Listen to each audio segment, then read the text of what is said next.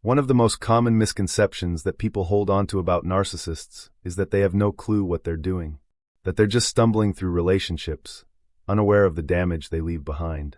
And I get why that idea is appealing, because if someone truly doesn't understand, then maybe it feels less intentional, less personal, and somehow easier to explain. But if you've watched narcissistic patterns play out over time, that explanation starts to fall apart.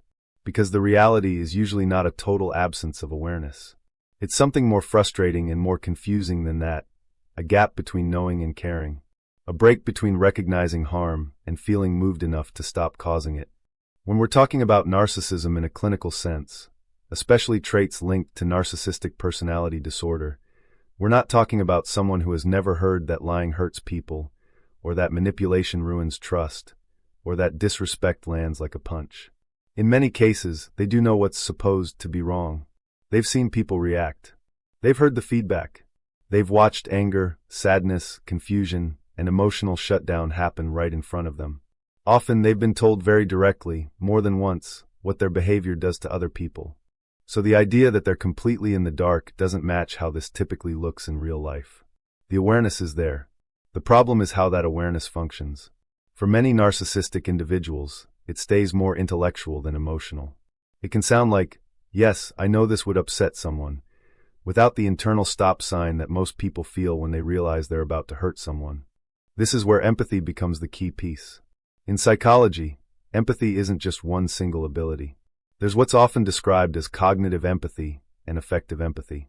Cognitive empathy is essentially the ability to read the room, to understand what someone else might be thinking or feeling. Affective empathy is different. That's the emotional resonance, the part that makes you feel concern, discomfort, or remorse when you realize another person is in pain. And research and clinical observations often point to a pattern where people with strong narcissistic traits may retain that cognitive side. They can track what you're feeling. They can predict your reactions. They may even be able to describe your emotional state accurately. But the emotional component, the part that would make your pain feel urgent or meaningful to them, is reduced, inconsistent, or easily overridden. In simple terms, they can know it hurts you without feeling enough about that fact to alter what they're doing. Think about how this works for most people. If you realize, even mid-sentence, that what you're about to say will crush someone, you usually pause. Something inside you pushes back. Even if you're angry, there's often a moment of hesitation where empathy steps in and says, "Don't. This isn't worth it." With strong narcissistic traits, that pause can be weak or missing. In the moment, the focus tends to stay locked on immediate needs. Control, admiration, being right, avoiding shame, maintaining an image, escaping discomfort. The impact on someone else might be noticed, but it isn't weighted heavily enough to change the decision. Now, that doesn't mean every harmful thing a narcissistic person does is some carefully calculated plan. A lot of it is reactive. It can be impulsive, defensive, and fast. They may not literally think, "I'm going to hurt you now." But there's often still a loose awareness that a line is being crossed. The difference is that the line doesn't trigger the same internal consequences. Instead of guilt or responsibility, what commonly follows is a different sequence: justification, minimization, or shifting the blame.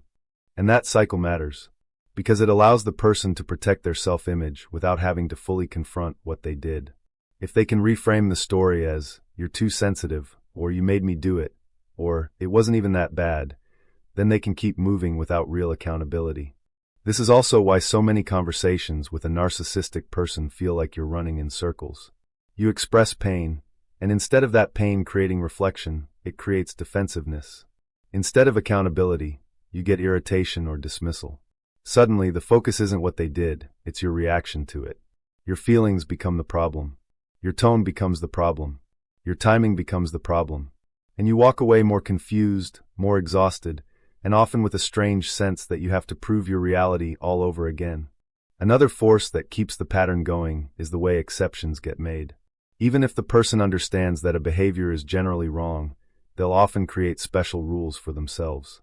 The internal logic becomes, "Normally this would be wrong, but in this case I was justified." And that's where you'll hear phrases like, "I wouldn't have done that if you hadn't." Blame shifting is powerful because it does two things at once. It dodges responsibility, and it preserves the person's image of themselves as reasonable, deserving, or superior. The awareness is still there, but it's filtered through a protective lens that keeps accountability from landing. And I want to speak for a moment in two directions, because listeners usually fall into one of these groups. Either you're dealing with someone like this, or you're starting to recognize some of these patterns in yourself. If you recognize it in yourself, here's the hard and honest question. Are you willing to sit with the discomfort of what you already know? Because chances are, you do know more than you let yourself admit. You've seen the reactions. You've heard the feedback. You've felt the tension, the distance, the fallout. The turning point isn't intelligence or insight. The turning point is what you do when the truth threatens your self-image. Growth begins when you stop explaining it away and start fully acknowledging it, even when it makes you feel exposed, wrong, or ashamed. Awareness doesn't transform you on its own. What transforms you is staying present with the truth long enough to change how you act. And if you're dealing with a narcissist, the hardest truth to accept is often this. They probably do know more than you wish they did. Maybe not in a deeply reflective, emotionally grounded way, but enough to understand that their actions have consequences. The core issue isn't that they don't get it. The issue is that your pain doesn't consistently carry enough weight in their decision-making to interrupt the behavior. And that's why repeating yourself, rephrasing it, writing a longer message, picking a calmer moment, choosing gentler words, or trying to explain it perfectly often doesn't change anything. You're trying to increase awareness, but awareness isn't the missing piece. The missing piece is care, and you can't manufacture care inside someone else. This is where many people get trapped, because it feels so reasonable to believe that if you could just say it the right way, something would finally click. But if someone has already shown that they understand on some level, and they keep going anyway, then the issue isn't clarity. It's priority. Your well-being is not being prioritized over their needs in that moment. And once you see it as a priority problem, you're forced into tougher, more practical questions. What are you willing to live with? What are you continuing to tolerate?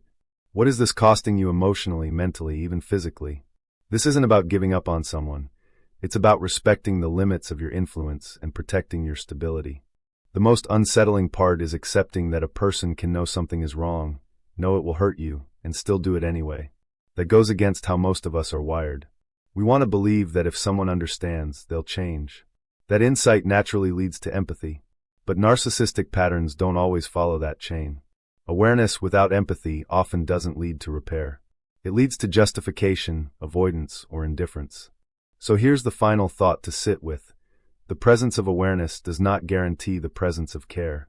Someone can understand exactly what they're doing and still choose themselves over the impact on you, again and again, without ever truly facing what that means. And when you see that clearly, something shifts. You stop waiting for the magical realization. You stop investing in explanations that never land. And you start focusing on what actually matters, your boundaries, your clarity, and your choices going forward. At a certain point, it stops being about whether they finally understand, and it becomes about whether you're willing to keep accepting what their behavior has already shown you. Because over time, the most honest answer you'll get is not their words, not their apologies, not their promises. It's their patterns. And once you let the patterns speak, you don't need anything else to justify choosing something different for yourself. Thank you for listening, and until next time.